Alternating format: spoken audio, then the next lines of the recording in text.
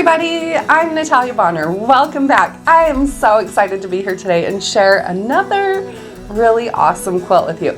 So this is going to be just a little bit of a sneak peek into my process of machine quilting this awesome horse quilt.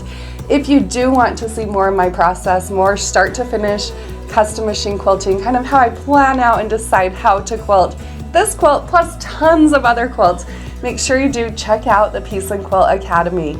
It's a really awesome library full of, I think right now we have over 100 machine quilting videos where that's what I do. I share my process of custom machine quilting these incredible quilts. It's kind of like hanging out in the studio with me for like a few days while I work on a quilt, even though we shrink the videos down to about 30 minutes to an hour. So there is definitely something for everybody over there.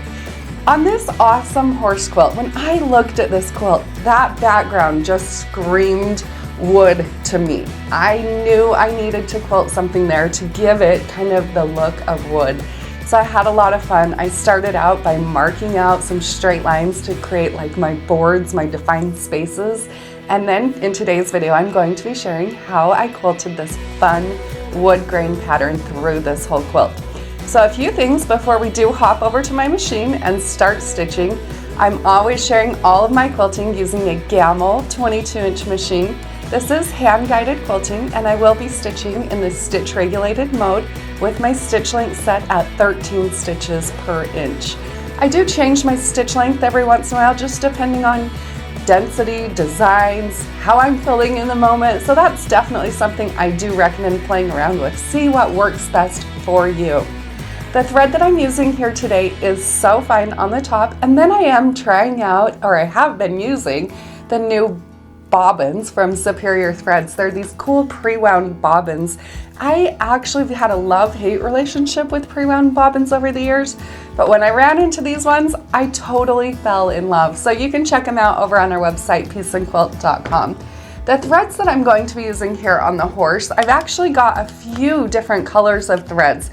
I'm using this color 471, so fine, on all of my backgrounds. So that's what you'll be seeing me using here today. But then on the actual horse, I'm going to be using two different thread colors. So fine color number 454 and also so fine color number 409. So you can pick up all those threads on our website, pieceandquilt.com.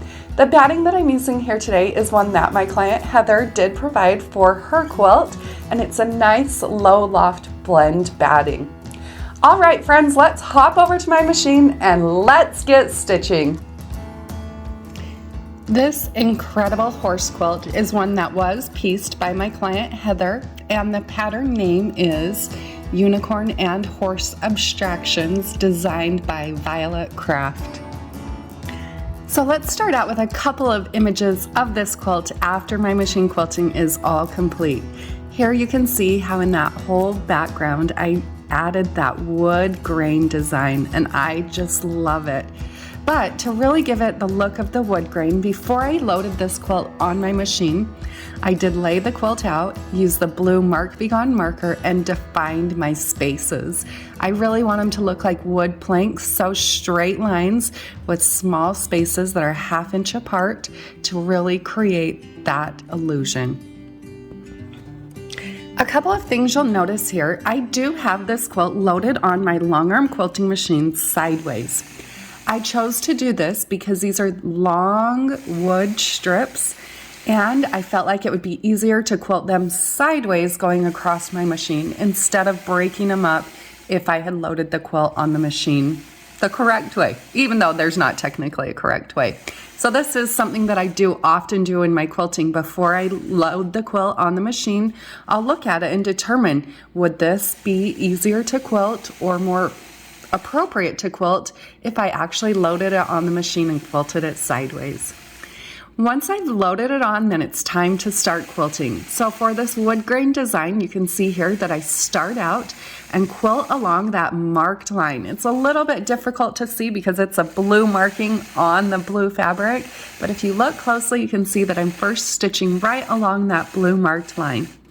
Then second, I'm adding an echo line that's 1/2 inch above my marked line, and that's really creating a space for my eye to rest, but also giving it that look of the wood panels. Anytime I quilt wood grain, something that really gives the illusion is by stitching knots into my fabric, which kind of sounds crazy, but to stitch a knot, it's basically a sharp swirl. So when I'm stitching them, I'm thinking about stitching, kind of swirling into the center, but using sharper points to give that wood grain look. After I've quilted out a knot, then I like to add in long, wavy lines, kind of giving the look of the grain moving through the strip of wood. I'll quilt a few of those wavy lines and then add in another random knot. And you'll notice how with my knots, often I'm adding several echoes around those. And then once I've completed a knot, I'll go right back into those long, wavy lines. Now on this particular portion of the quilt that I'm working on, I'm working right around the horse's leg. Because of that, I still want my wood grain to look like it goes right behind the horse's leg. So I'll stitch it right up to the leg, but almost kind of, again, giving that illusion that my horse is sitting in or standing in front of this wall of wood paneling. I'll repeat that process as I continue on working my way through the quilt. Now don't forget, we do have an exclusive video coming soon to the Piece and Quilt Academy where I will share my process of custom machine quilting this whole quilt.